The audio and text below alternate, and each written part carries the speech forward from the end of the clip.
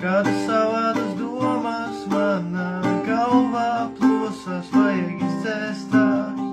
Kurš tev tagad ceļu parādīs, kas tevi beidzot uzklausīs? Atkal un atkal, atkal un atkal jautāju sev.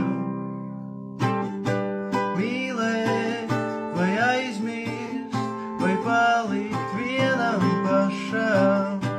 Jautāju sev, jautāju sev.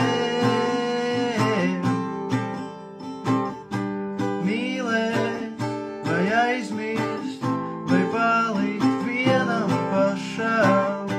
Jautāju sev, jautāju